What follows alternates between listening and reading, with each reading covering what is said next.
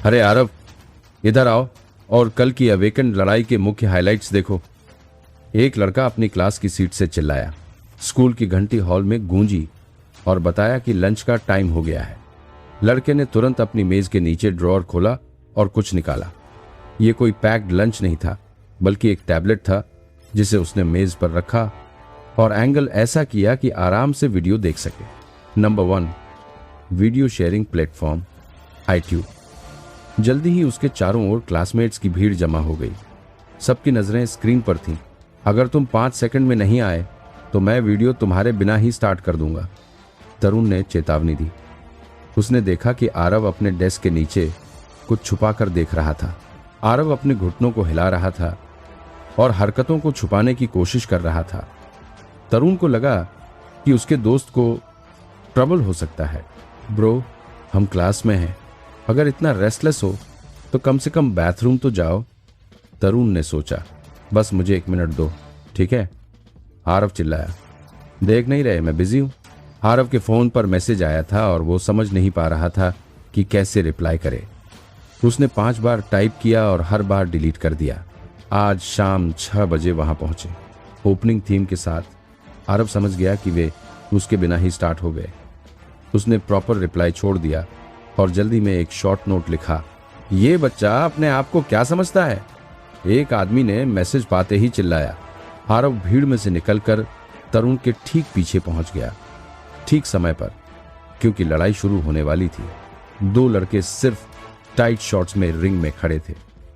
उनके एब्स और मसल्स साफ दिख रहे थे। उन्हें उस दिन की मेहनत पर गर्व था। एक कोने में 200 पाउंड्स लगातार 13 मैच जीतने वाला करणवीर सोमेर खड़ा था। छोटा बियर्ड और बालों के किनारे थोड़े। दूसरा 190 पाउंड्स लगातार 10 जीत वाला राघव देव। छोटा, गंजा और डरावनी स्माइल वाला। अरे क्या ये दोनों तरुण और आरव जैसी लग रहे हैं? एक छात्र ने पूछा। हे भगवान, बिल्कुल वही। क्लास में हंसी फैल गई। तरुण और आरव को छोड़कर दोनों के बीच सिमिलैरिटीज नजरअंदाज करना मुश्किल था। आरव के चेहरे पर कोई बाल नहीं थे।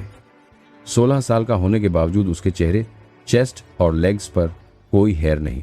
ये वो जीन्स थे जो कुछ गर्ल्स चाहती थीं। हालांकि शरीर के एक हिस्से पर हेयर था। उसने साबित किया कि वो अलग है। ये ऐसा मोमेंट था जिसे उसके कई क्लासमेट्स भूलना चाहते थे, लेकिन आरव ने एवरीवन को प्रूफ दिखाने का फैसला किया। फिलहाल हेयर स्टाइल वही था जो फाइटर का था, बस हेयर ग्रीन था। ये नेचुरल कलर नहीं था, समर में डाई किया था। शुरू में क्लास में देखकर सब शॉक थे, लेकिन आरव के लिए ये नॉर्मल था। वो पहले से ही क्रेजी और अनप्रिडिक्टेबल के लिए नोन था। आरव के बेस्ट फ्रेंड तरुण वीडियो में दिख रहे दूसरे लड़के जैसा दिख रहा था। हेयर बिल्कुल बॉल्ड नहीं था। बार्बर शॉप में हमेशा नंबर 1 स्टाइल मिलता था। जब आरव ने हेयर स्टाइल पूछा तो तरुण ने बताया कि मेंटेन करना कितना इजी है। उसे कंप्यूटर्स, गेम्स, टीवी शोज और बुक्स पसंद थे। तरुण लोगों से बात करना पसंद नहीं करता था। सुपरमार्केट में सेल्फ सर्विस स्कैनर के अलावा कहीं नहीं जाता। कैरेक्टर में कॉन्ट्रास्ट होने के बावजूद दोनों फ्रेंड्स बन गए। जब क्लासमेट्स हंस रहे थे, लड़ाई शुरू हुई। जैसे ही बेल बजी, रिंग में दोनों का रूप थोड़ा चेंज हुआ। देवियों और सज्जनों, ऐसा लग रहा है कि हमारे अवेकन स्टार्ट से ही फुल पावर में है, अनाउंसर ने कहा। करणवीर में सबसे नोटिसेबल चेंज था बड़े नेल्स और स्किन का येलोविश होना। आर्म्स में ब्लैक स्पॉट्स और फेस में छोटे छोटे बाल। राघव के चीक स्वेल और लेग्स में ट्रांसफॉर्मेशन के बाद हल्की जालियां। जैसा कि आप देख सकते हैं, करणवीर एक चीता बेस्ड अवेकेंड है और उसका ओपोनेंट राघव फ्रॉग बेस्ड है। ये इंटरेस्टिंग फाइट होने वाली है, अनाउंसर चिल्लाया। चेंजेस सेकंड्स में हुए और राघव ने पहली मूव की। अपनी फ्रॉग लाइक टंग से करणवीर की आर्म पकड़ ली। करणवीर के चेहरे पर सिर्फ डिस्गस्ट था। उसने अपनी आर्म स्ट्रेच की, बाइसेप्स और बड़े हुए, वेन्स उभरी हुई। एक ही मूव में ओपोनेंट की टंग काट दी। हाँ, आरव चिल्लाए। आओ करणवीर। छोटे केज में तेज दौड़ते हुए वह ह्यूमन से भी फास्टर था। उसी समय राघव जंप की, फ्रॉग लाइक लेग से हाई जंप की, लेकिन स्पीड कम थी। करणवीर ने उसे पकड़ लिया और जमीन पर पटक दिया। रेफरी ने जल्दी करणवीर को विनर घोषित किया और रूकी टूर्नामेंट का भी इस मैच को अवेकेंड कहा जाता है। ये वर्ल्ड का पॉपुलर फाइटिंग गेम था, ह्यूमन प्लस न्यू ब्रीड, जिसे अवेकेंड कहा जाता था। एंशिएंट एनिमल्स के फॉसिल्स मिले। ये डेंजरस, बिगर और स्ट्रॉन्गर थे। साइंटिस्ट ने तरीका खोजा ह्यूमन को बदलने का, फॉसिल डीएनए इंजेक्ट करके, जिससे अवेकेंड पैदा हुआ। स्पेशल ह्यूमंस अपने बॉडी पार्ट्स को चेंज कर सकते थे और एनिमल ट्रेट्स ले सकते थे। फास्टर, स्ट्रॉन्गर और स्लो एजिंग हर कोई नहीं बदल सकता। फॉसिल्स लिमिटेड और एक्सपेंसिव थे। केवल रिच और पावरफुल लोग ही रिस्क ले सकते थे। इवन जो फाइटर्स यहाँ थे, स्पॉन्सरशिप के कारण मिले थे। हर लड़का अवेकेंड को आइडियल मानता था, रियल लाइफ सुपर हीरोज जैसी। क्लास में बिगेस्ट फैंस तरुण और आरव। एक दिन अवेकेंड बनने की डिजायर नॉर्मल थी, लेकिन दोनों का रीजन अलग था। हमारे विनर करणवीर सोमेर के लिए तालियां, अनाउंसर ने कहा। जब एक ब्यूटीफुल वुमन $1 मिलियन का चेक देने आई, आरव की आंखें डॉलर साइन में बदल गईं। वो पैसों का क्रेजी था और अवेकेंड फाइट देखकर जल्दी रिच और फेमस बनने का प्लान बना रहा था। 2. रग्बी का खेल, अरब वर्जन। सीटी बजते ही तेज चुभती आवाज छात्रों के कानों में गूंज उठी। यह स्कूल के मैदान में मौजूद सभी लोगों को याद दिलाती थी कि अब उनके रोजाना वार्म अप का समय हो गया है, यानी उन्हें मैदान में 2 लंबे चक्कर लगाने हैं। स्कूल की कक्षाएं भले ही खत्म हो गई हों, लेकिन इसका मतलब यह नहीं कि स्कूल का दिन खत्म हो गया। दूर तक देखते हुए आरव स्कूल की इमारत के सामने लगी बड़ी घड़ी को निहार रहा था। वह आंखें सिकोड़कर यह समझने की कोशिश कर रहा था कि घड़ी के दोनों कांटे कहां हैं। नहीं, घड़ी छोटी नहीं थी, बल्कि उसकी नजर कमजोर हो गई थी। फिर भी आरव हमेशा चश्मा पहनने से इनकार करता रहा। उसे लगता था कि अगर वह चश्मा पहनेगा तो खुद को स्वीकार कर लेगा कि उसकी नजर कमजोर है। डर था कि चश्मा पहनने से नजर और भी तेजी से बिगड़ेगी। अपने हाथ सिर के बगल में रखते हुए उसने थोड़ा खींचा, जिससे दृष्टि का क्षेत्र संकुचित हो गया और ध्यान केंद्रित हो सका। यह तकनीक उसने कक्षा में पीछे बैठकर स्क्रीन देखने की आदत से सीख ली थी। 3:30 बजे हैं, मेरे पास अभी भी काफी समय है। जल्दी करो, ब्रोकली के सिर, नहीं तो मेरी पीठ पर मेरे 12 साइज के जूते खाओगे, मिस्टर रूट चिल्लाए। वह विशालकाय आदमी थे, न सिर्फ छात्रों बल्कि बाकी बड़ों से भी ऊंचे। उनका उपनाम बिल्कुल सही था। आरव सोचता, अगर ज्यादा जानकारी न होती तो कसम खाकर कहता कि उनके जीन किसी विशाल प्राचीन पेड़ से मिले होंगे। अपने शिक्षक को नाराज नहीं करना था, इसीलिए वह बाकी बच्चों के साथ दौड़ पड़ा। वहां उसके दोस्त तरुण भी दौड़ रहे थे, हांफते हुए। वे मुझे क्यों मारना चाहते हैं? हर शब्द से पहले गहरी सांस लेना पड़ती। अगर तुम एक ही समय पर न बोलो और न दौड़ो तो सांस लेना आसान होता है, आरव ने बताया। वह ठीक ठाक चल रहा था और आगे निकल सकता था, फिर भी पीछे रहना बेहतर समझा। हर दिन यही होता और तरुण ने नोटिस किया। उसे पता था कि आरव उसकी वजह से रुका है। आखिरकार तरुण ने बाकी क्लास छोड़ दी और अपनी गति धीमी कर दी। इंटरनेट के मुताबिक जॉगिंग में ऐसे चलना चाहिए कि बात भी कर सको। हाँ, लेकिन मुझे नहीं लगता कि उनका यही मतलब था। वे दोनों अब इतनी धीमी गति से चल रहे थे जैसे चल ही नहीं रहे हों। दुर्भाग्यवश यह बात मिस्टर रूट तक नहीं पहुंची। बाकी छात्र इंतजार में व्यस्त हो गए। बस इधर आओ, सब्जियों, उन्होंने आदेश दिया। जब सभी पंक्तिबद्ध हुए, मिस्टर रूट ने जमीन पर रग्बी बॉल रखा। पंक्ति में से सबसे बड़े छात्र रोनी को चुना गया। वह अपनी कक्षा का गौरव था। इतना बेहतरीन कि सच में विश्वास करना मुश्किल था। आमतौर पर ऐसे लोग फिल्मों में ही दिखाई देते हैं। रोनी की त्वचा सुनहरी, भूरे लहराते बाल और दुबला पतला मांसपेशियों वाला शरीर था। जानते हो, कहते हैं 10% लड़के 90% लड़कियों से मैच करते हैं, तरुण ने आरव से फुसफुसाते हुए कहा। बाइंडर पर मेरा मतलब है। ऐसा नहीं कि मैंने खुद देखा हो। सच में, जब पता है कोई मेरे लिए स्वाइप नहीं करेगा तो मैं दूसरी तरफ स्वाइप करता हूं। इससे पहले कि वे मुझे रिजेक्ट करें, मैंने खुद रिजेक्ट कर दिया। मुझे लगा तुमने अभी कहा था कि ऐप का इस्तेमाल नहीं किया। आराव थोड़ा निराश हुआ। ऐसा इसलिए नहीं कि लड़कियां रोनी की गर्लफ्रेंड बनने के लिए लाइन में होंगी, बल्कि इसलिए कि रोनी जैसे लोग ही अवेकेंड बनने के लिए परफेक्ट थे। जब तक रोनी जैसे लोग रहेंगे, चयन कैसे होगा? मैं शब्दों को कम नहीं करूंगा। हम सब जानते हैं कि रोनी हमारी टीम में सबसे बेहतरीन है। दूसरी टीमों में भी सैकड़ों रोनी हैं। मिस्टर रूट ने प्रेरक भाषण दिया। टीम में कमी है एक अच्छी डिफेंस लाइन की। ऐसे लोग चाहिए जो टैकल कर सकें। आज का प्रशिक्षण उद्देश्य था ए, जब रोनी दौड़े तो उससे गेंद छीनो, या बी, उसे जमीन पर पटक दो। शुरुआत में कुछ छात्र कोशिश करते और असफल होते देख साफ था कि यह आसान नहीं। आखिरकार आरव का समय आ गया। मिस्टर रूट को आरव से ज्यादा उम्मीद नहीं थी, लेकिन नियमों के अनुसार सभी को मौका मिला। सीटी बजी और रोनी बढ़ा, गेंद कस कर पकड़े हुए। अरे क्या तुम नरमी नहीं दिखा सकते? गेंद पर उसकी पकड़ मजबूत है। मेरे हाथ उसे छीन नहीं पाएंगे। बस टैकल करने की कोशिश।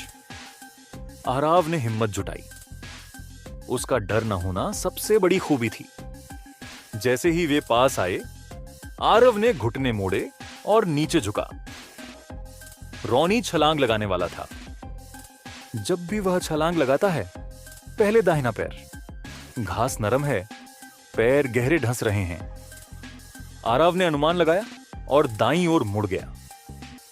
रोनी टैकल से बचने की कोशिश करेगा, लेकिन अंत आरव के नियंत्रण में था। नीचे जाकर पैरों को देखा, तैयार हुआ। तभी रोनी का घुटना उसके चेहरे पर प्रहार किया। खून बहने लगा और आरव मैदान पर लेट गया। अगर मुझे पता होता कि वह कहां जाएगा तो क्या होता? सालों से अवेकेंड की लड़ाइयां देखते आरव पैटर्न समझ सकता था। अफसोस, यह बेकार था। अरे यार, ठीक हो? चलो डॉक्टर के पास ले चलता हूं। रोनी ने आरव को उठाया। नाक छूते ही खून और तेजी से बहा। लगता है टूट गई है, आरव ने सोचा।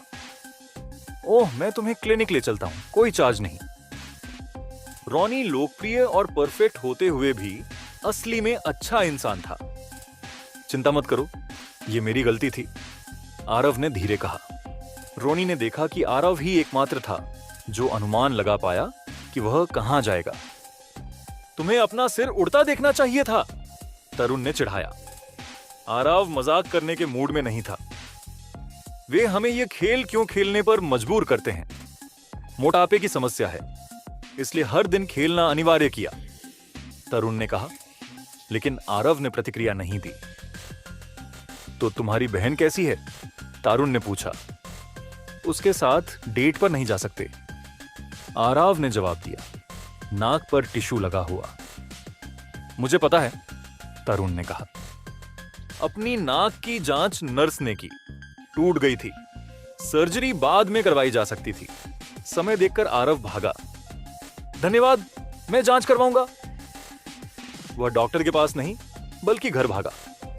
6 मंजिलें सीढ़ियां चढ़ी, अपार्टमेंट 604 में पहुंचा। वापस स्वागत है डार्लिंग, मां ने कहा। हां मां, आज रात तरुण के साथ बाहर जाऊंगा, आरव ने कहा। आरव, तुम्हारी नाक क्या हो गई? उसकी बहन एमी ने पूछा। अमी, चिंता मत करो, मुझे जाना है, मां को मत बताना। वह 16 साल का और एमी 15 साल की थी। दोनों ने इसे दोस्तों से छुपाया। कपड़े बदलकर एराफ घर से बाहर भागा, बार बार समय देखते हुए। 5:30 बज चुके थे। वह नाइट क्लब बेसमेंट के बाहर पहुंचा। सूट पहने कुछ आदमी स्वागत कर रहे थे। पीछे सिगार वाला आदमी और 2 अंगरक्षक खड़े थे। मैं तुम्हारा इंतजार कर रहा था, आदमी मुस्कुराया। आरव के पास गहरा राज था, गर्मियों में अचानक आए बदलाव की वजह। सबको नहीं पता कि वह गिरोह में शामिल हो गया है। 3. दी अंडरडॉग्स। गर्मी की छुट्टियों में आरव के लिए यह समय बहुत ही घटनापूर्ण रहा। सिर्फ इसलिए नहीं कि उसने अपने बाल रंगवाकर नया रूप धारण किया था, बल्कि इसलिए कि उसने एक गिरोह में शामिल होने का फैसला किया था। एक ऐसी बात जो उसने अपने दोस्त, अपनी माँ और यहां तक कि अपनी बहन से भी छिपाई थी, उसे पता नहीं थी। अगर तुम देर से आते तो मैं तुम्हारी पैर की एक उंगली काटने की सोच रहा था ताकि तुम भूल ना जाओ, नीचे बैठे आदमी ने उससे कहा। अभी 5:30 बजे थे, इसलिए नाइट क्लब के आधिकारिक रूप से खुलने में कुछ ही घंटे बाकी थे। हालांकि क्लब असल में सिर्फ एक दिखावा था, जिसे अंधेरी पंजे नाम के गिरोह द्वारा चलाया और इस्तेमाल किया जाता था। आरव से बात कर रहा धूम्रपान करने वाला आदमी अंधेरी पंजों का नेता दमन हाड़ा था। गिरोह के ज्यादातर सदस्य सूट पहनते थे, जिससे वे किसी आम व्यापारी या सीक्रेट सर्विस वाले जैसे दिखते थे। इसमें उनका नेता भी शामिल था, हालांकि एक छात्र भी बता सकता था कि वह कोई व्यापारी नहीं है। उसका एक अजीब सा रूप था जो किसी ऐसे व्यक्ति के लिए बहुत अजीब था जो सारा दिन एक कोठरी में बैठा रहता था। उसके बालों में काले रंग का मोहॉक था और दाहिने कान में गोल बाली थी। फिर भी उस आदमी की सबसे खास बात उसकी आंखें थीं, पागलपन से भरी हुई। आमतौर पर आरव अपनी उम्र के हिसाब से निडर था। अगर वह निडर नहीं होता तो वह कभी किसी गिरोह में शामिल होने की हिम्मत ही नहीं जुटा पाता, लेकिन ये लोग उसे डराते थे। आरव ने बिना कुछ बोले थोड़ा सा घुटन महसूस की। उसकी हथेलियों में हल्का पसीना आने लगा था। अरे, मैं तो मजाक कर रहा था। दमन हंसा। जब बड़े लोग बातें कर रहे हो तो तुम पीछे क्यों नहीं चले जाते? जब हमें तुम्हारी जरूरत होगी, मैं किसी को बुला लूंगा। चलते हुए आरव थोड़ा कांप रहा था। यह कहना मुश्किल था कि दमन सच में ऐसा मजाक कर रहा था या नहीं। कई बार उसे नेता को अपने ही आदमी का अंग काटते हुए देखने के लिए मजबूर होना पड़ा था। गिरोह में शामिल होने से पहले आरव ने गिरोहों के बारे में थोड़ा शोध किया था, लेकिन उसकी रिसर्च बस कॉमिक्स और मंगा तक सीमित थी। असल दुनिया उतनी कूल नहीं थी और न ही उतनी आसान। अंधेरी पंजे के सदस्य मुनाफे के लिए कुछ भी कर सकते थे। ड्रग्स, हत्या, चोरी, जबरन वसूली, कुछ भी। कई बार आरव का मन करता था कि वह बस निकल जाए, लेकिन 2 कारण उसे रोके रखते थे। पहला, डर। क्या वे उसे जाने देंगे जब उसने इतना कुछ देख लिया था? दूसरा, पैसा। वह अपनी मां और बहन के लिए बेहतर भविष्य बनाना चाहता था। स्टाफ रूम में वह बाकी किशोरों के साथ बैठ गया। किसी ने उससे बात नहीं की। सबकी उम्र लगभग एक जैसी थी, लेकिन उनमें से कोई उसके स्कूल का नहीं था। वह सोच रहा था कि आखिर वे सभी यहां क्यों थे? कौन सी मजबूरी ने उन्हें इस रास्ते पर धकेला? दुनिया आसान नहीं रह गई थी। स्वचालित मशीनों ने लाखों नौकरियां खत्म कर दी थीं। आरव की मां की भी। सरकार ने रिस्किलिंग शुरू की थी, लेकिन बोझ और उम्र ने उनकी मां को नए काम में ढलने नहीं दिया। अब वे बस छोटे मोटे काम कर रही थीं। उनका शहर टियर 3 था, ठीक ठाक पर संघर्ष भरा। कई बार आरव ने अपनी मां को बिलों को छुपाते देखा था, पर वह समझ जाता था अगर हालात ऐसे ही रहे तो उन्हें जल्द ही नीचे के दर्जे वाले शहर में जाना पड़ेगा, जहां अपराध ज्यादा और सुविधाएं कम होंगी। वह ऐसा नहीं होने देगा। आरव बड़ा भाई था, घर का अकेला मर्द, और वह अपनी मां का एहसान चुकाना चाहता था। उसी समय स्टाफ रूम के दरवाजे खुले और एक आदमी अंदर आया। आरव की आंखें चमक उठीं। अरे बच्चे, तुम फिर आ गए। वह था करणवीर, आज सुबह iTube पर वायरल हुई अवेकेंड फाइट का विजेता। करणवीर भी अंधेरी पंजों से जुड़ा था, वहीं उसका स्पॉन्सर था। आरव उस वीडियो के बाद उसका बड़ा फैन बन गया था। जब तुमने मेंढक आदमी को उठाकर पटका था, यार पागलपन था, आरव ने उत्साहित होकर कहा। करणवीर हंसा, लेकिन बोला, मत करना ऐसे स्टंट। मैं अवेकेंड हूं, तुम नहीं। खुद को चोट पहुंचा लोगे। बात करते करते करणवीर को कुछ समझ आया। चलो मेरे साथ, तुम्हारा थोड़ा टाइम है ना, मैं डेमन को संभाल लूंगा। आरव चौंक गया पर मान गया। करणवीर ही वह अकेला था जो उसे इंसान की तरह ट्रीट करता था। वे एक खाली क्लब रूम में पहुंचे, चीज रूम। लाइटें पूरी तरह जली थीं, इसलिए क्लब का रंगीन माहौल गायब था। क्या करने वाले हैं हम? आरव ने पूछा। डांस तो नहीं करवाओगे? करणवीर हंस पड़ा। नहीं बेवकूफ, मैं तुम्हें लड़ना सिखाऊंगा। उसने उसे एक बेसिक जैब सिखाया। पहली बात आरव ने सीखी। मुक्का मारते समय करणवीर का दायां हाथ हमेशा उसके चेहरे को बचाता था। कूल्हा अंदर, पैर थोड़ा मुड़ता है और मुक्का धक्का नहीं, एक तेज झटका होता है। आरव ने कोशिश की। टेक्निक सही थी, मूवमेंट ठीक थी, पर मुक्का धीमा था। करणवीर बोला, सब सही, लेकिन तेज नहीं। ऐसे पंचेस असल लड़ाई में काम नहीं आएंगे। बात खत्म होने ही वाली थी कि सूट पहना एक आदमी अंदर आया। चलिए, बॉस बुला रहा है। आरव पहले क्लब रूम में पहुंचा, जहां दमन सोफे पर बैठा था। उसके सामने 5 बच्चे खड़े थे। मेज पर 5 धातु के ब्रीफ केस थे, अजीब कोड वाले लॉक के साथ। समय आ गया है, दमन ने कहा। आज आरव का काम था इन ब्रीफ केसों को सुरक्षित पहुंचाना। दमन समझा रहा था कि कहां जाना है, कैसे जाना है, और तभी आरव ने कुछ अजीब देखा। बस एक पल, लेकिन उसे लगा ब्रीफ केस अभी अभी हिला था। 4 प्रणाली। आरव खड़ा था और उसके सामने रखे 5 ब्रीफ केसों में से एक उसके हिस्से आया था। दमान हदा सबको आज का काम समझा रहा था। हर किसी को अपना अपना पैकेज सही जगह पहुंचाना था। जगहें अलग थीं और ब्रीफ केस भी शायद सभी असली नहीं थे। आरव समझ गया था कि कुछ सिर्फ दिखाने के लिए होंगे ताकि असली माल पर शक ना जाए। लेकिन उसके सामने वाला केस, उसे यकीन था कि यही असली है। और सबसे अजीब बात, उसने उसे हिलते हुए भी देखा था। कुछ सेकंड तक वह केस को घूरता रहा। अब वह बिल्कुल शांत था, जैसे कुछ हुआ ही ना हो। क्या मैं पागल हो रहा हूं? आरव ने खुद से कहा। उसने एक सूट पहने आदमी को देखा जो ब्रीफकेस के बिल्कुल पास खड़ा था। उनकी नजरें मिली और आरव ने तुरंत नजरें झुका ली। वह जानता था अंडरवर्ल्ड के लोगों को घूर कर देखना भी रिस्क था। ठीक है, कोई सवाल? दामन हादा ने पूछा। एक पतला सा घुंघराले बालों वाला लड़का, नई भर्ती, सवाल पूछ बैठा। इस पैकेज में है क्या? आरव ने तुरंत माथा पकड़ लिया। डप! 1 सेकंड बाद ही वह लड़का धड़ाम से गिर गया। उसका चेहरा तीर की तरह जमीन पर लगा। आदमी दोबारा मारने ही वाला था कि दामन ने हाथ उठा दिया। रुक जाओ, नया बच्चा है, इस बार छोड़ दो। फिर उसने आरव की तरफ देखा। ग्रीनी, नियम बताओ उसे। आरव तुरंत बोला, कभी पैकेज मत लेना, कभी मत पूछना कि अंदर क्या है, और कभी अंदर मत देखना। दामन मुस्कुराया, धीरे से ताली बजाते हुए।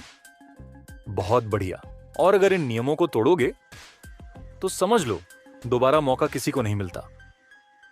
हर एक को $500 एडवांस मिले। आरव के लिए यह जिंदगी की सबसे बड़ी रकम थी। $1000 उसके घर के लिए तो यह जैसे चमत्कार था।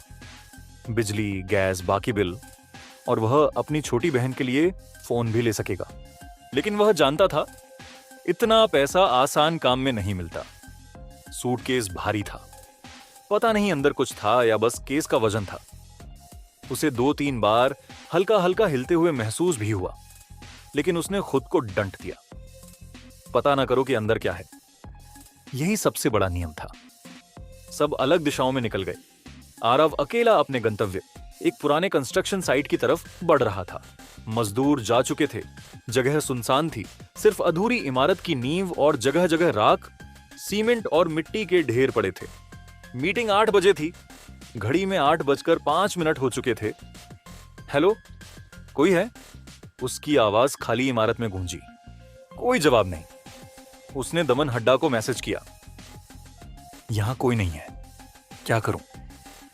वह टहलते टहलते एक खंबे के पीछे से बहता गहरा लाल तरल देख बैठा। आराव के पेट में ठंडा डर उतर गया। कृपया ये पेंट हो। लेकिन उसका फोन वाइब्रेट हुआ। पीछे भागो। आराव ने सिर उठाया। एक तेज चांदी जैसा ब्लेड उसकी तरफ उड़ रहा था। उसने रिफ्लेक्स में ब्रीफकेस चेहरे के सामने उठा लिया। टन! ब्लेड उससे टकराया और उछल गया। एक आदमी छाया में खड़ा था। उसकी आंखें बिल्कुल खाली, कातिल जैसी। और फिर गेट पर मौजूद दो और लोग आराव को देखते ही उसकी तरफ भाग पड़े। 3, वो भी असली गैंगस्टर्स।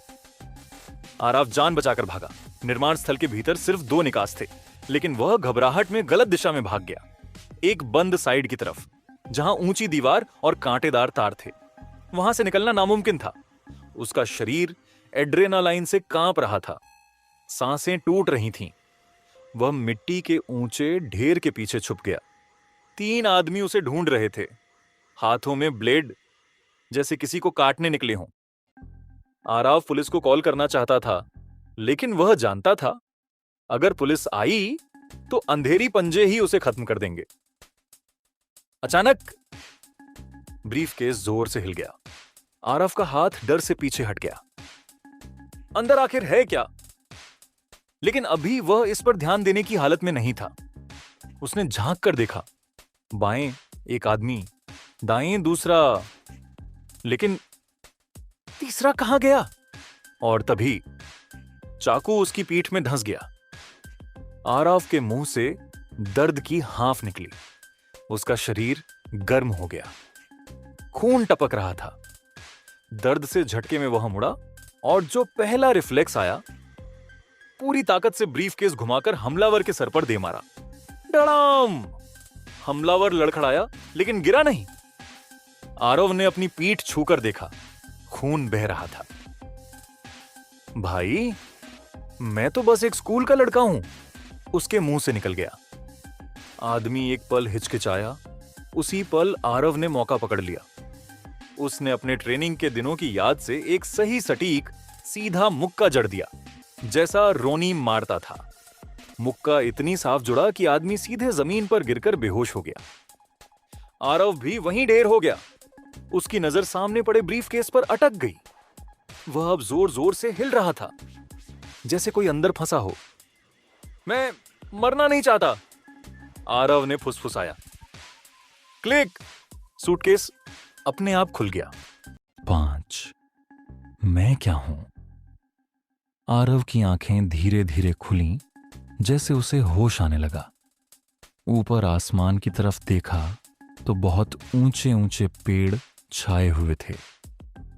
आसमान धूसर था, जिससे समझना मुश्किल था कि रात होने वाली है या सुबह होने वाली है। जैसे ही उसने अपने आप को उठाया, उसके नीचे पड़े पत्तों से खड़खड़ाहट की आवाज आई।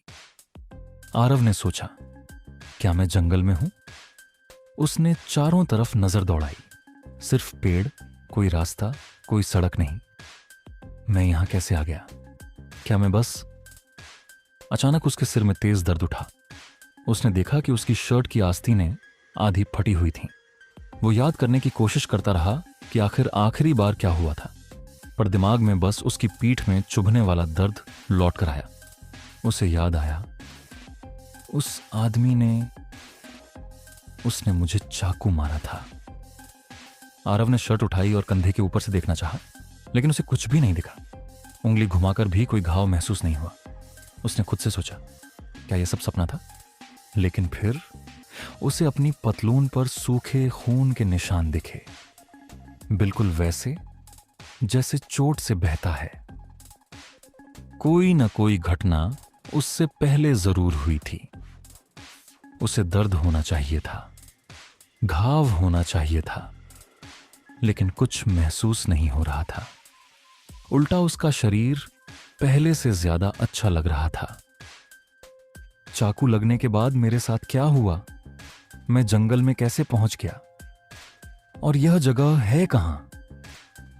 निर्माण स्थल की घटना से लेकर यहां तक आए सफर की उसे बिल्कुल भी याद नहीं थी। और ध्यान देने में इतना उलझ गया था कि उसने वो चीज नोटिस ही नहीं की जो शुरू से उसकी आंखों के सामने थी। उसकी नजर बदल चुकी थी। बाहर अंधेरा था, लेकिन उसे दूर के पेड़, पत्ते, हर छोटी हरकत साफ दिख रही थी। उसे चींटियां भी दिखाई दे रही थीं, जो पेड़ की शाखाओं पर चढ़ उतर रही थीं। चांद ऊपर था और साफ बता रहा था कि अभी आधी रात ही बीती है। रुको, ये चींटियां? आरव हैरान हो गया। क्या ये मम्मी की वो गाजर वाली थ्योरी से हुआ, या फिर इंटरनेट की एक और बकवास? टारुन को पता होगा। उसी दौरान उसकी नजर के ऊपर बाईं तरफ एक नोटिफिकेशन जैसा कुछ दिखा, जैसे कोई ईमेल या गेम पॉपअप। उसने सिर हिलाया, आंखें झपकाईं, पर वो वहीं था।